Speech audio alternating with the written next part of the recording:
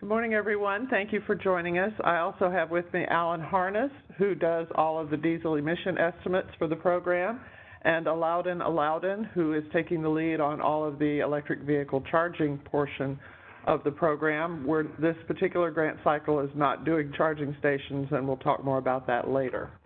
What we wanted to do today was give you a very brief overview of where the funding is coming from the Volkswagen settlement, for those of you who are not familiar with it, and then explain what we're doing this cycle.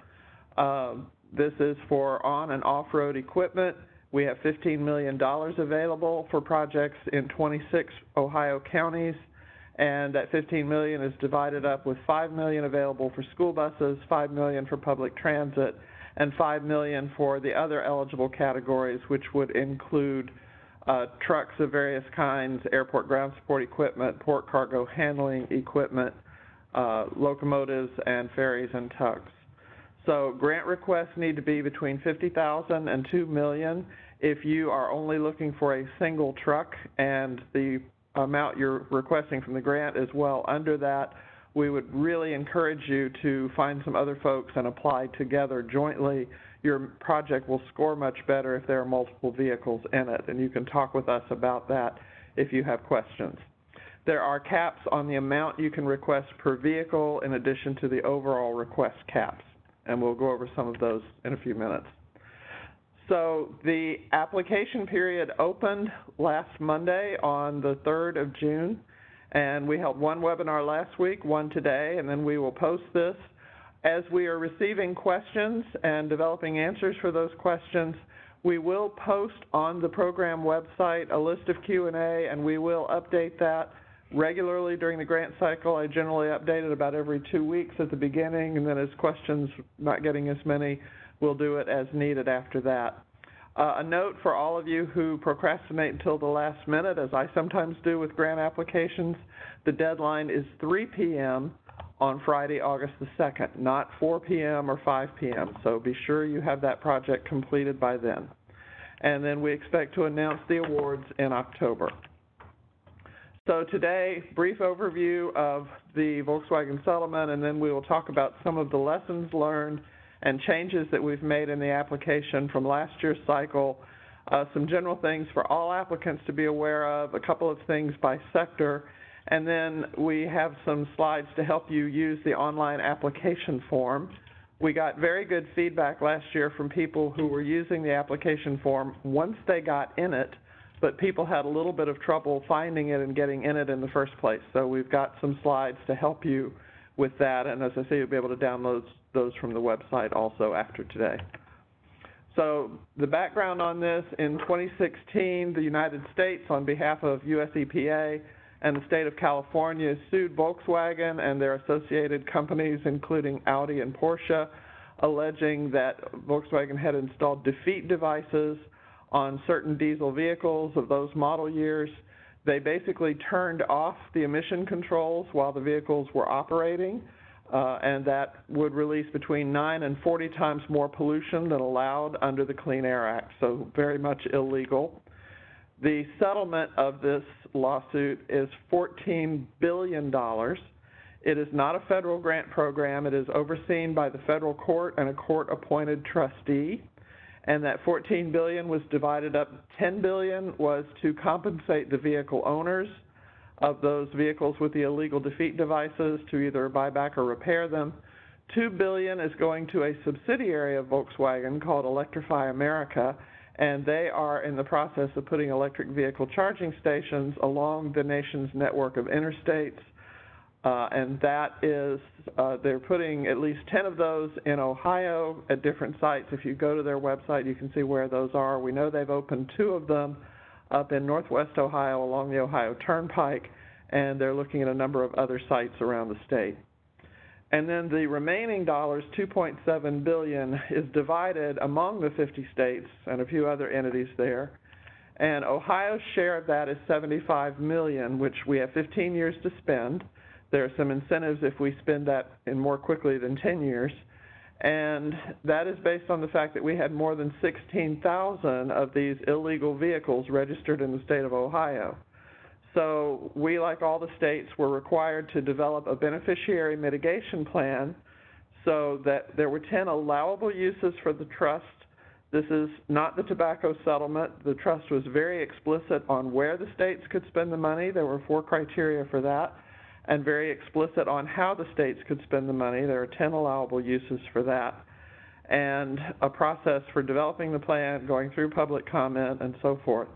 And the focus here is impacting air quality in areas that bear a disproportionate share of the air pollution burden from diesel exhaust. So this is not a program that's designed to do long-haul over-the-road vehicles. We're really focusing in on local routes, local freight, so that we can get those air pollution emission reductions in the areas where we most need them, where they are most affecting our population.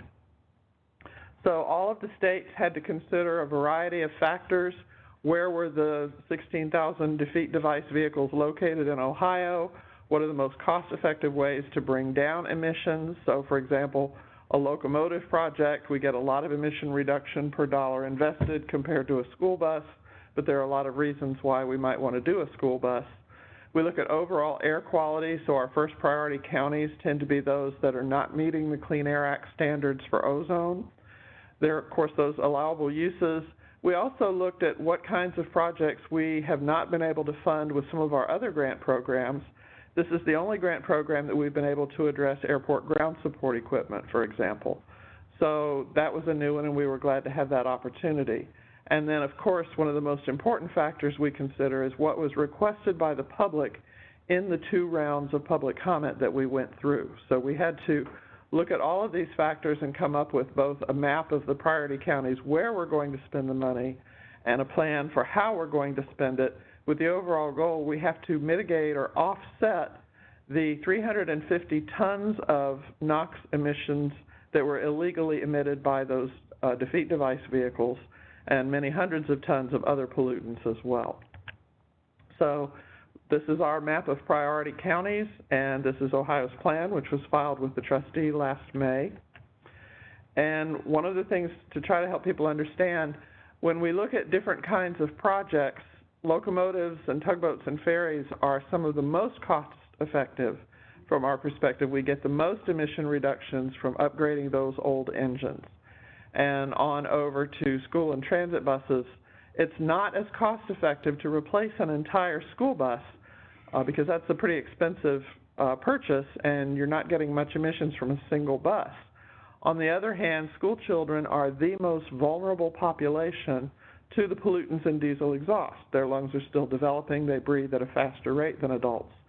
So Ohio EPA has focused on school buses now for more than 10 years and done a lot of other grant programs to try to reduce emissions from them. So when the public comment came in, the number 1 requested use of these funds were replacement of older school buses. The number 2 request, replacement of transit buses, and the number 3 request, electric vehicle charging. We are doing all 3 of those, and we've earmarked a portion of Ohio's funds for all 3 of those most requested uses. EV charging is not on this chart right here because we don't get the direct emission reductions from those, so that's a separate part of the program. So Ohio's $75 million, we allocated 53% to on-road fleets with an earmark for school and transit buses. We allocated 25% for off-road equipment, so that's the ferries and tugboats, the switcher locomotives, and the airport and port cargo handling equipment. And the maximum that we were allowed to do, we allocated about $11 million for electric vehicle charging stations. So this is a chart that is on our website as well, and it shows how much is allocated in the plan and how much we spent so far with last year's grant awards. So you can see, for example, that we, on the school bus column, we awarded $5 million last year for school buses. We will do $5 million this year and $5 million next year to get to that $15 million allocation.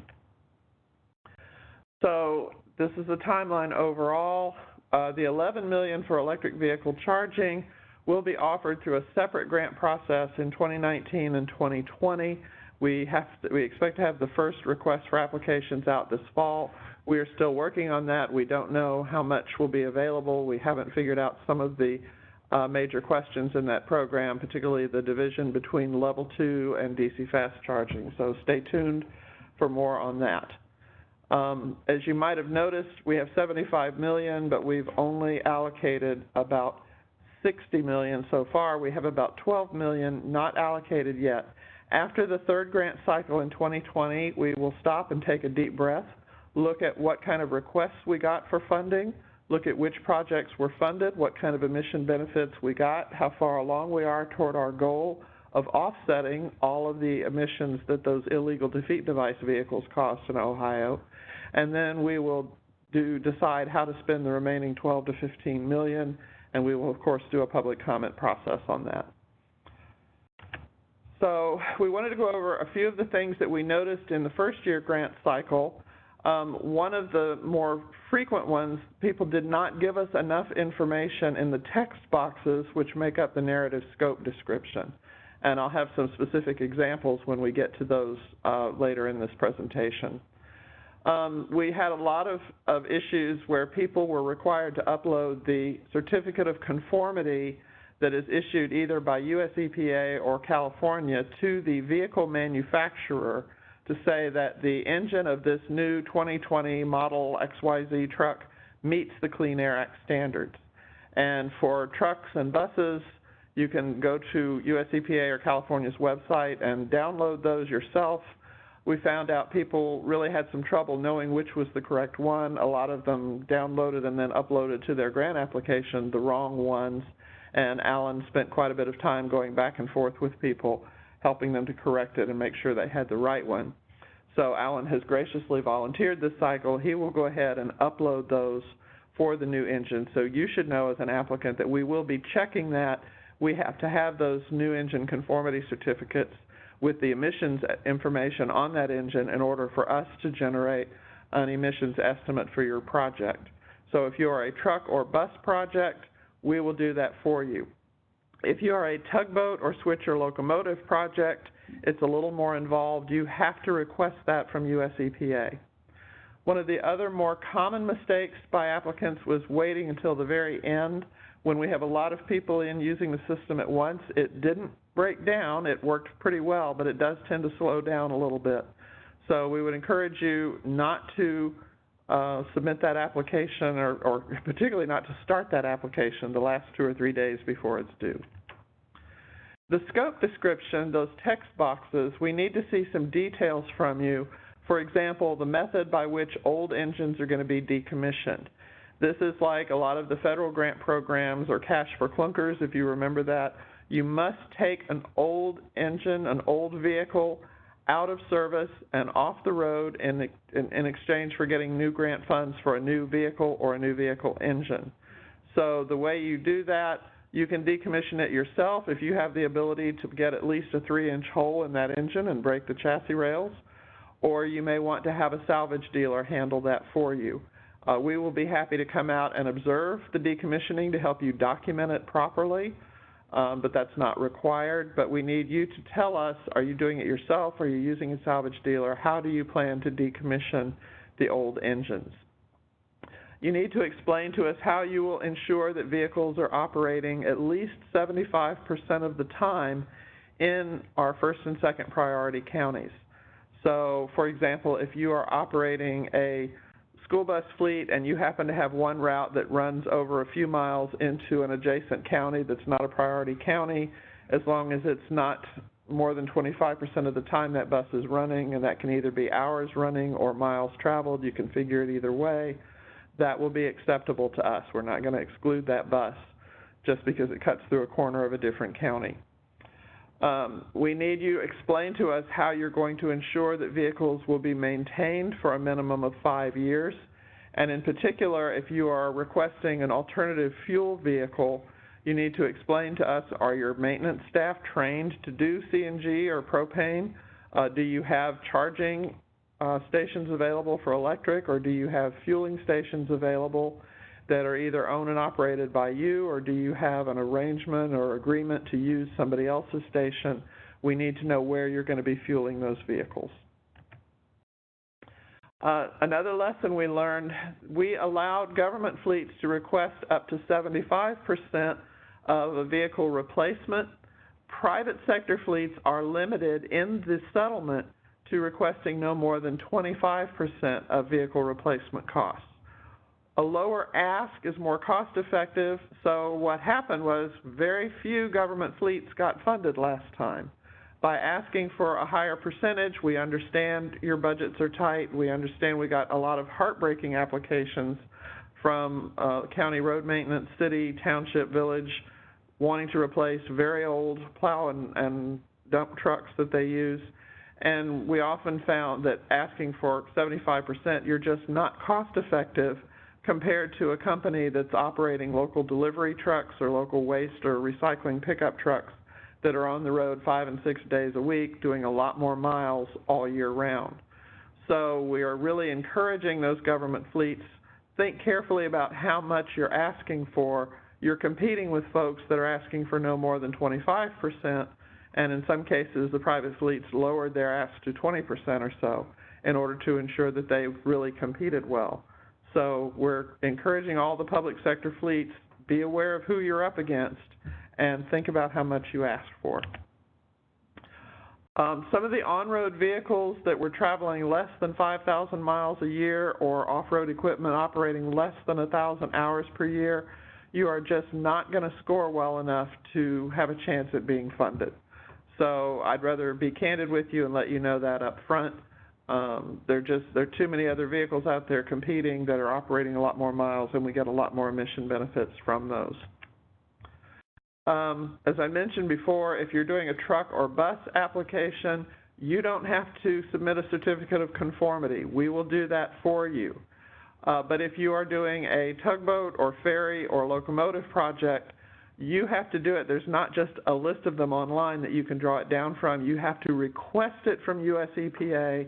Our process is outlined in the directions for the grant. It takes at least 2 weeks, sometimes longer. So I would encourage you to start early on that. Last year, we required all the applicants to upload a scrap value quote, and applicants told us they had a very hard time getting those from scrap dealers. And so we just dropped the requirement this year. Be aware that if you do receive a grant, when you submit for reimbursement at the end of the grant period, when you've got all of your vehicles replaced or repowered, you will have to submit documentation of how much you received for scrap value, and that amount will be deducted from the grant, but you no longer have to upload that as part of the application. We're no longer considering leased vehicles. We tried it. It was very, very difficult. It's very difficult to meet engine decommissioning requirements when you've got a third-party owner, and it really pushes the project periods beyond the amount of time we're willing to hold the funds open when there are so many people competing for the funds. We will be happy to take a look at your draft application and give you some comments if you get it to us no later than July 26th.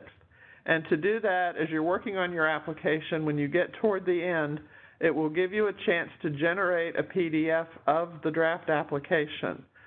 Use that draft PDF and email it to Alan or me, and we will be glad to look at it. We also will need to see your fleet data spreadsheet, which is an Excel spreadsheet. Do this before you hit submit. When you get to the final version, the submitted version, it will lock your application against any further changes. And once it's submitted, you will also have a PDF that you'll be able to save to your file. If you applied last year and were not successful, you will have to fill out the online application again, but you should be able to copy and paste text from last year's text box narratives into the text boxes in this year's application. And you want to be sure and update your attachments, particularly your quote. The quote cannot be more than 6 months old, so you will need to get a new quote from a vendor. We will not consider new applications from anyone who got a grant last year whose grant is still open, and that is most of the recipients from last year. If you are a recipient from last year, you expect your vehicles to arrive in July and the project to be closed out by August 2nd. That's cutting it close. You can go ahead and apply, but if the grant has not closed by August 2nd, we will not consider that application. If you do have a past grant that has closed, you may apply again. We will consider the amount of funding that an applicant has already received and the applicant's past performance on any of Ohio EPA's grants in deciding whether to fund them again. You can have multiple fleets be part of the same application. For example, a school district may be applying for both replacement school buses and replacing some of their box or delivery trucks in the same application. A County Education Service Center might apply on behalf of multiple school districts. An airport authority might need both ground support equipment and also some fuel trucks and some airport shuttles, and they could apply for all of those in the same application. A county engineer might apply for road maintenance trucks on behalf of several villages and townships. We've seen a number of those before. That tends to make applications more cost-effective with more vehicles, so it tends to help the competitiveness, and it certainly eases the paperwork for everyone if you've got one grant applicant working for all of them. The fleet data spreadsheet is an Excel spreadsheet where you enter the information for the old vehicles that you want to replace or repower on the left-hand side, and then in the corresponding line on the right-hand side, the engine information for the new vehicles that you want to purchase or the new engines you want to purchase. Please be sure and upload this as an Excel file, not as a PDF. We have to be able to manipulate that data from the Excel in generating emissions estimates. If you put it up as a PDF, we'll have to waste some time contacting you and getting it and so forth. If you are a nonprofit or a private sector fleet, you need to demonstrate that you are creditworthy, that you can cover the cost of the entire project while you are awaiting reimbursement. This is a reimbursement project, grant program. You don't get any money up front on this. And you can demonstrate this in two ways, either by a credit rating that is one of the following on that chart, or you can provide a letter from a financial institution that documents that you have time deposits or a line of credit or a loan. We will not reimburse you any faster than your loan is paid down. And the bank that you are providing that credit line from, please make sure it is a bank that is regulated by a U.S. or state in the United States. We will not accept letters of credit from the Bank of the Cayman Islands. So how do we decide what to fund? We have that earmark for school bus projects and for transit, and what we do is we rank all of the applications in terms of cost effectiveness, both within each category and overall. So for example, if we get 150 applications this cycle, many of them, maybe 75 applications, will come in for school buses. And so with 5 million available this cycle for school buses, we would pick the highest ranking 7 or 8 projects until we got to our 5 million. And one of those projects might be offered partial funding because that's all we would have available of the 5 million. We will then do the same thing with the highest ranking public transit bus projects until that 5 million is used up. And then we go and look at the highest ranking projects in all the other categories: airport ground support equipment, trucks, locomotives, ferries, and tugs, to allocate the remaining 5 million. We do consider sector and we do consider geographic balance in making those awards. So you are not required to estimate the emissions for your projects. We will use the fleet data you give us and estimate it for you. We use US EPA's diesel emission quantifier tool.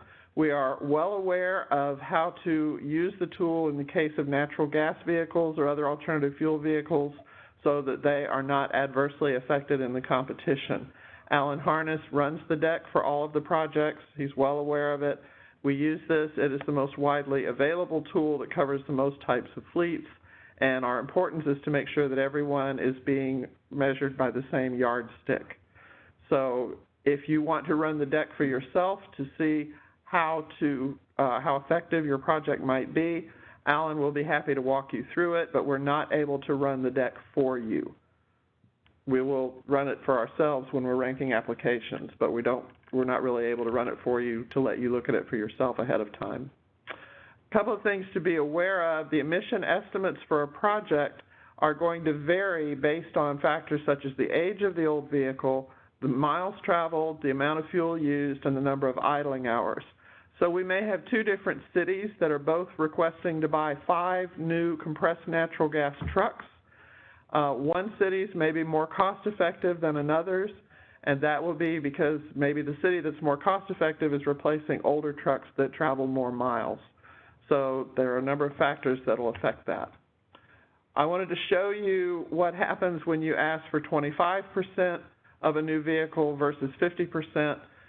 In an example where we have a school district requesting 5 propane buses at $90,000 apiece, that's a total project cost of $450,000. The school district is asking for 25%, so the grant share would be $112,500. We would run the deck and discover that replacing those 5 buses would generate 1.75 tons a year of NOx reductions, nitrogen oxide reductions. So using the cost and the reductions, that gives us a cost-effective measure, or how much it costs the state per ton of NOx reduced would be that $64,000 figure. If the school district requested 50%, when you follow through with the same math, the cost effectiveness is $128,571. Obviously, the state would rather pay $64,000 for a ton of emission reduction than $128,000 per ton of emission reduction. So that is why the lower request is going to score better and rank better in terms of cost effectiveness. So comparing cost effectiveness between sectors, a very cost-effective project such as a switcher locomotive in a secondary county is going to be selected before a less cost-effective truck replacement county in other sectors. And then we are looking at very high-ranking projects in secondary counties. We will be willing to select this cycle. You are required to competitively purchase any vehicles or engines that you receive a grant for. So you are going to provide a quote from a vendor with your application, but that is not a guarantee that that is the one you will do. We will require you to go through a bid process or other competitive purchasing process, and we will approve state term contracts or other long-term competitive purchasing agreements that are still in effect that you are willing to use and that we approve. If you are a consultant and you are preparing Volkswagen applications for more than one applicant in Ohio, please note that you can only work on one application at a time with your email address. So if you're working with multiple clients, be sure and complete one first before you work on the next one, or be sure you are using different user credentials and email addresses for each application. So a couple of notes.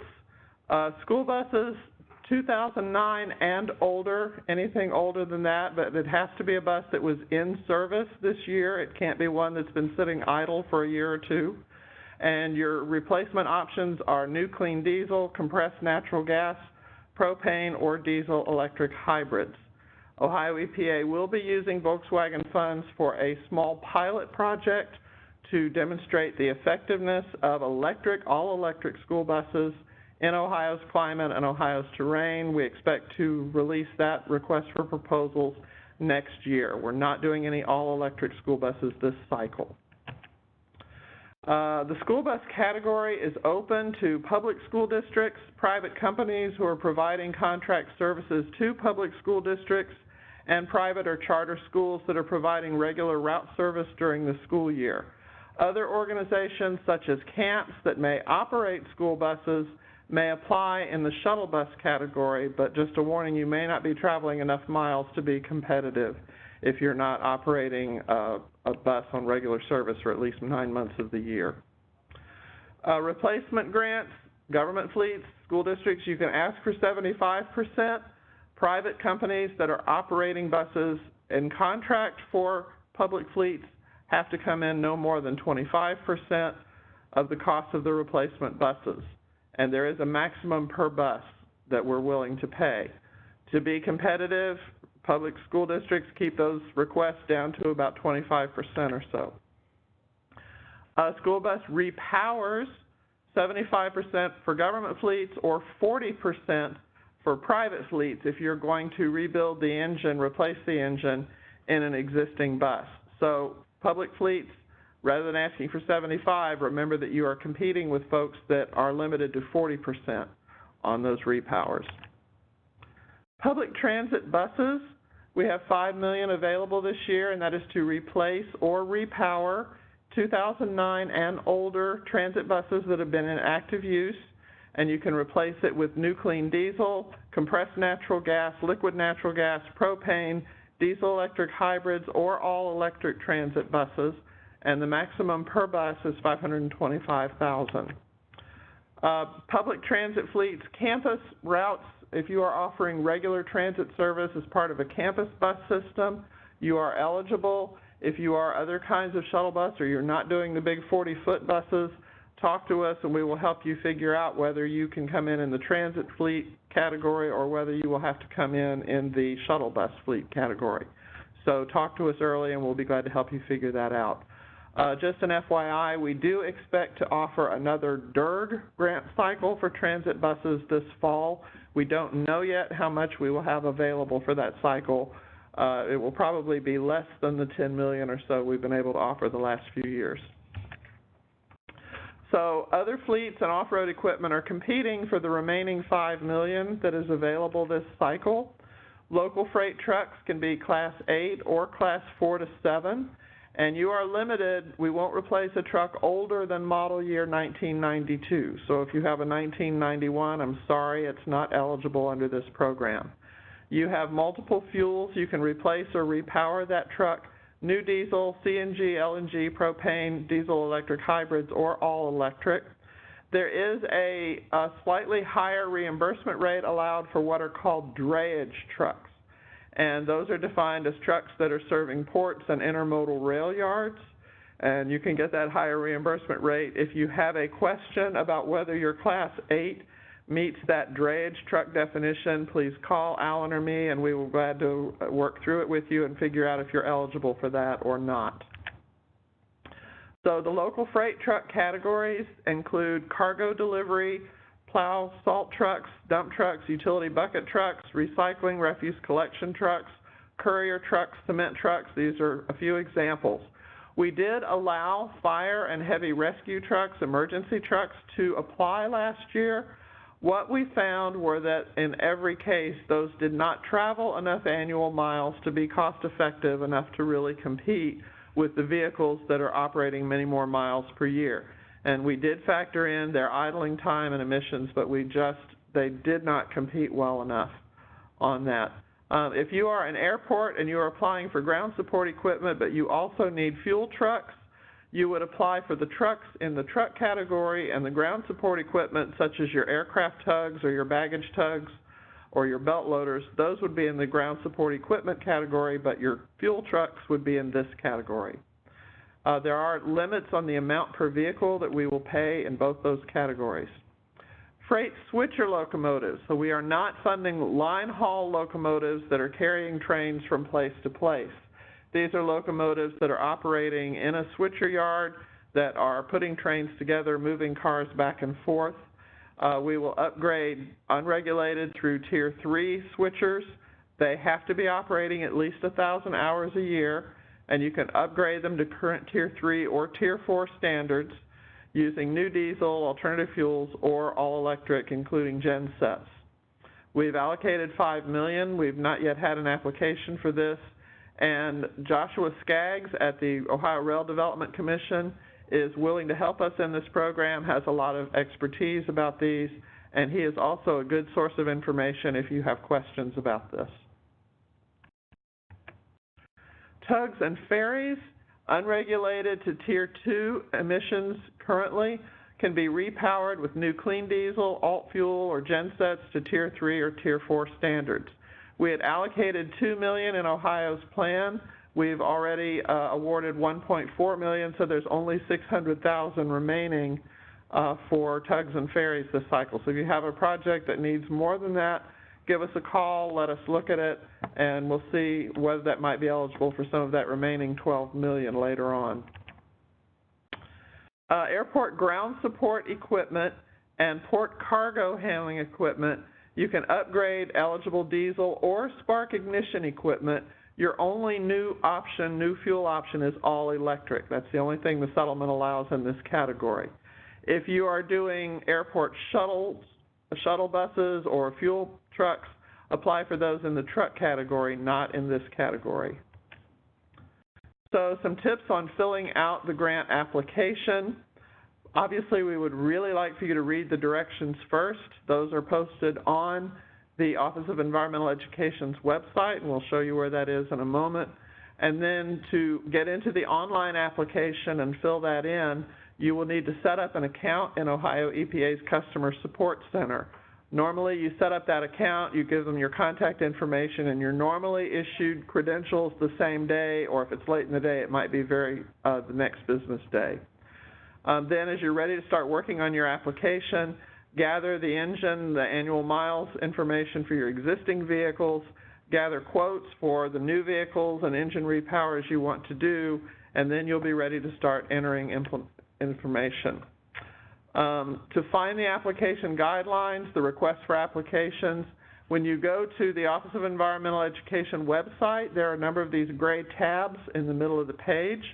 Click on the VW Mitigation Grants tab, and that will take you to the explanation of the program. And so you see here at the top of this page on the VW Mitigation tab, we explained that we have these 2 webinars, and this is where we will post the slides from today's webinar, and our evolving questions and answers that we receive will be posted here as well. The first accordion, those gray links at the bottom, we call accordions.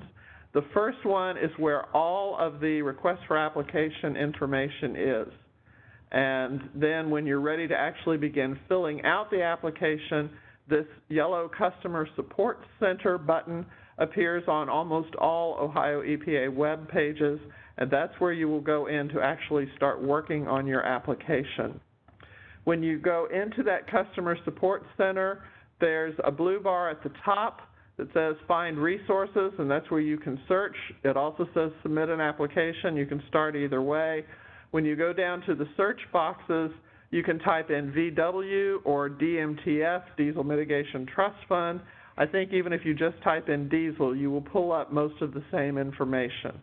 So you fill that in, you click on the search button, and then you will find this link, Instructions to Apply for an Ohio EPA Diesel Mitigation Trust Fund grant. And we again ask you, please read the directions and where to find those. And then when you're ready to start working, you can hit Submit an Application in that top bar. Notice down below there is your username and your password. So once you have those credentials, if you are logged in under your credentials, you can get to the application. If you are not logged in, you can't get to the application. You can only get to the instructions. So that you don't get frustrated in a never-ending do loop, realize that once you are logged in with your credentials, then you can hit on that bottom arrow on the left side of your screen. You see where it says Diesel Mitigation Trust Fund Grant under application. There are several other grant programs listed there. That is only going to be a live link that you can click on if you are logged in. So be aware of that. Other than that, you just have the instructions link. Once you get into the application, across the top of each page are these dots that we call train stops. And that's very easy for you. If you work on your application and you go away for a while and you come back a day or two later, to help you maneuver around, you can use those train stops. And it also will say screen 2 of 5, for example, under the vehicle types, and that will help you maneuver around in there as well. When you're ready to start submitting the types of vehicles, you have drop-down menus of all of the eligible types of vehicles that you can do, and you will select from that list. So for example, if I wanted school buses and I want to replace 10 school buses and I want to replace them with propane, I would fill all of these in. And then you see that little round X at the far right. If you want to do more than that, more than one type of thing, you can always add another line. So I will add some additional school buses that I just want to repower, or I could add some additional box trucks, whatever I want to do as part of my project. And then you will be asked, yes or no on that question, have you downloaded the fleet data spreadsheet and saved it to your computer? Because you're going to have to fill that in and upload it later. So it asks you to fill that in before it will allow you to go to the next page. Every time it does allow you to go to the next page, it will save everything you've been working on. If it will not let you go to the next page, you will get some answer in red text as to what's missing. And usually it will be, did you remember to answer the question down below? So it will tell you what it needs before you can go on to the next part. When you get to County of Vehicle Operation, there is a drop-down list of the 26 eligible counties for this program. So if you are operating buses in Lorain County and your bus happens to run a small route through Huron County, you would select Lorain County from the list. You will not find Huron County there, but you will be explaining that in the text boxes of how you're ensuring that your buses are operating 75% of the time in Lorain County. It will ask you, are all the vehicles currently operational? And it will give you the summary pages of the number of vehicles that you are looking for. It will ask you to certify that all of the existing engines that you are asking to replace or repower were manufactured in an eligible application year. So for school and transit buses, it's 2009 or older. For trucks, it's model years between 2002 and 2009. It will then give you a summary page of how much you're asking for, what type of thing that's for you to review before you go any further, and then what is the cost to the applicant to complete the activity. So that is for one piece of your application. If you're doing two different things, for example, in our example here, we are replacing some school buses and we're repowering. What's the cost to you for the repower, and then how much are you asking from the grant? So it's the total cost and then the percentage you're asking for, the dollar amount you're asking for from the grant. It will then calculate your total grant request that you've asked for, the total match you're providing, and what your percentage is. And as you go back and change that as you're working, those will adjust. And then it will give you a description of your entire project, what's the quoted price, the match offered, the funding request, and the percentages for you to double check that. Current use is describe how or where the vehicles are currently used in normal service. We would like a little more detail there than rode hard and put away wet. We'd like to know where they're operating, how you use them, for what purposes. And this is where you'll have a text box at the bottom of the screen. Each text box allows you up to 1,000 characters, so you have room there. If you cannot fit the data you need to fit, you can certainly upload an extra document with your application to put in remaining details that you might not be able to fit in here.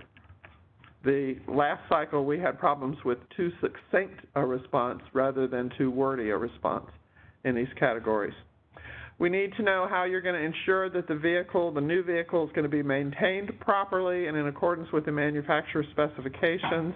This is particularly true if you're going from diesel that you've been operating for years to an alternative fuel. We want to make sure that you understand and your mechanics are trained to maintain the vehicles properly. They're going to be fueled properly. Where they're going to be fueled, we need to see some description on that as well. So toward the end, you will have the opportunity to upload your attachments. Your attachments, you can combine all of them except for the fleet data sheet into a single PDF if you want to. It will accept Word documents, PDFs, JPEGs, TIFFs, most of the standard files, and Excel. Remember that your fleet data spreadsheet needs to be uploaded as an Excel spreadsheet and not as a PDF, because we need to be able to manipulate that data. If you are having trouble with one of these types of files and you're not sure what it is, give us a call. We'll be happy to help you with that. So you click Add and you can upload one document. You can do Add 3, 4, 5 times. It's going to double check to verify that you have uploaded something, but the computer system doesn't verify that you uploaded the right thing. That will come when we review your application after the deadline. So it will prompt you to see if you've done that. Have you added your quote? Are you sure that your applicant certification statement is signed by your authorizing agent? And that's the difference. There is a certification statement that you are having whoever signs contracts for your organization. So it might be, for example, the school district's chairperson or director. My superintendent would be the one signing that I'm certifying that we're going to operate these properly, we're going to maintain them, and so forth. That's different than the person who signs the grant application to submit it. When you are signing the grant application, you are saying, I am authorized to submit this application on behalf of this applicant. So you may be the grant writer for your school district, you might be a consultant who is signing on behalf of a company that is one of your clients. The signature here is that I'm authorized to submit. The signature on the applicant certification statement needs to be the authorizing person for the actual applicant organization. And you sign this with your mouse. My signature doesn't look very much like my real signature, but it's fairly easy to use this, and then you put in your printed information below that. Now, as you are working in your document and going back and forth, if you want to see what files you have already uploaded, up at the very top right of your screen, it will say, welcome Carolyn Watkins or whoever, and that will show you are logged in. And you'll see the word account there in parentheses and log out. If you go to that account link, that will show you where your uploaded documents are, so you can double check whether you have uploaded it or not. So pop quiz for you to think about for a minute while we are looking at the questions. What is the latest time to submit a grant application this cycle? True, false, a school district can apply for all electric school buses this cycle. And true, false, local freight trucks includes government-owned trucks. We'll let you think about that just for a minute. We're going to quickly go through the questions here, and then we will come back and answer those questions. Okay, we're back. All right, so just quick answers to our pop quiz. Remember that the deadline is Friday, August 2nd at 3 p.m., and we are not doing all electric school buses this cycle. There will be a separate RFP later for a pilot project with those, and local freight truck can include many types of government vehicles. So we will now go to the questions that you all have been typing in for us. Helen?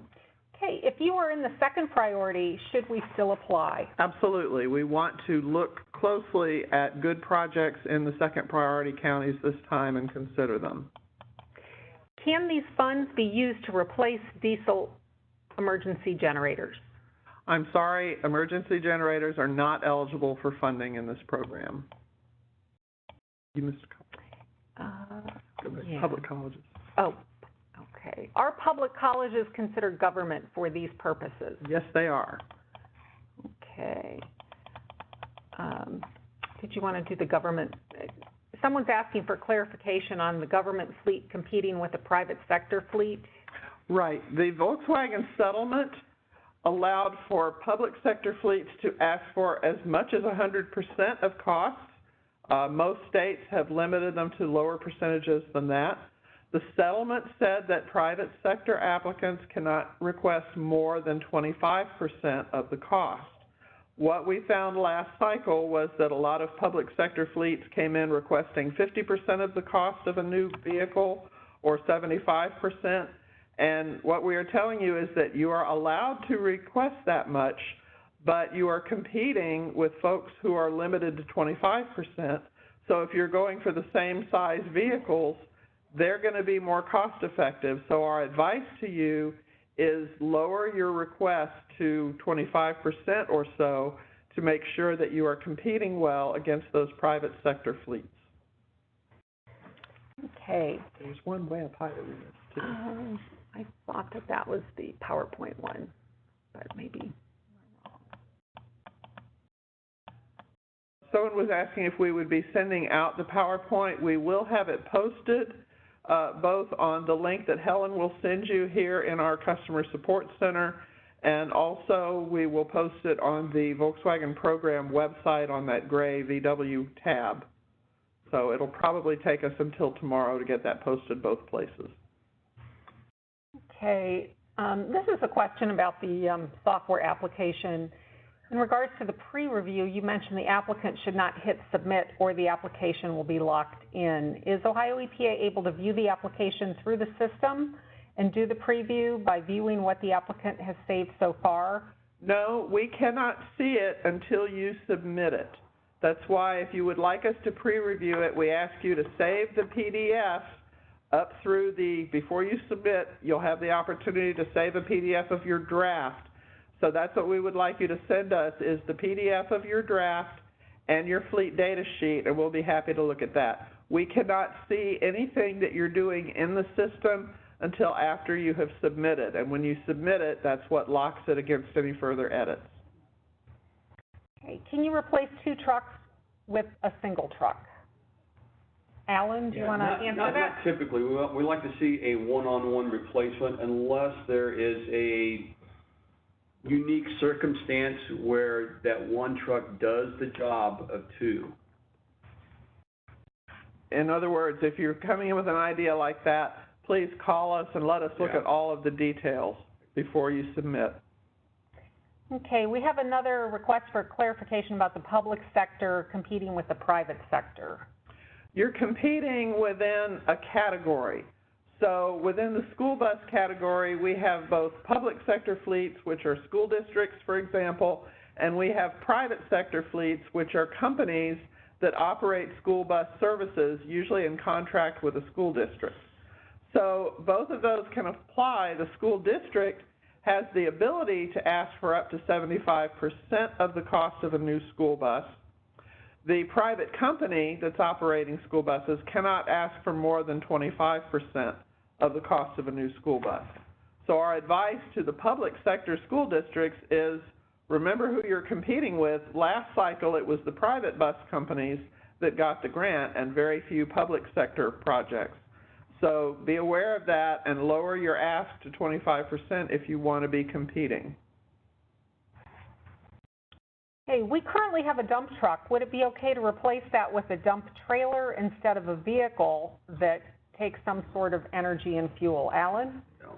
Actually, we're evaluating the emissions from the engine itself for a given vehicle. So what we need to do is really look at, evaluate the whole vehicle itself. Okay. I think that's it for our questions. Continue chatting them in if you have them. We will stay online here for a minute or so. Do you have any other wrap-up comments you'd like to make, Carolyn, Alan, at all? Or we are happy to answer head-scratcher questions. This is a new program in its 2nd year, and last year you all came up with a lot of head-scratcher questions for us. We will be compiling those questions and the answers to them and posting them on the program website so that everybody can see those answers. We will try to have those up, at least the first batch up by this Friday, and then we try to update them about every 2 weeks through the cycle. So just be sure and check those before you submit. Would you like to take this one? Sure. Okay. And we have one last question. Is the purpose of the settlement to provide more funding to government-owned vehicles, as these budgets are in need of more funding?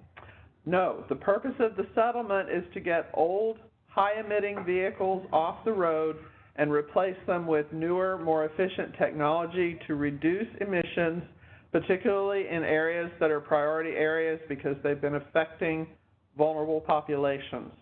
So the settlement itself was negotiated between the parties, Volkswagen, Audi, US EPA, and California, and they set the allowable percentages that different kinds of fleets could ask for. But the purpose is not to turn over fleets. The purpose is to get old polluting vehicles off the road. Okay. That wraps up our questions, and again, we will post this link on the webpage for the VW grant. I will send out an email as soon as that's posted, and also a link to the PowerPoint slides will also be provided and posted on the website as well. So again, please contact Carolyn or Alan with specific questions. They will be happy to answer questions as you're going through the grant process. I will also include that contact information in the email that I send you as well, Alan and Carolyn's phone number and email address. And we do have one last question in here. Just to make sure I'm correct, I'm with a local school district and was fortunate enough to get around 50% funding for 3 buses. However, because of the timing of order, delivery, et cetera, I don't see any way that I'll be able to close out our current grant program by August 2nd. Right. So for this So round, this round you should sit out and not apply because you have an open grant. So we will hope to see you in another grant cycle in 2020. Okay. Great. Well, thank you so much for attending today. We hope that you found the webinar helpful with your grant applications. And again, please contact Alan or Carolyn with specific questions. And have a great day.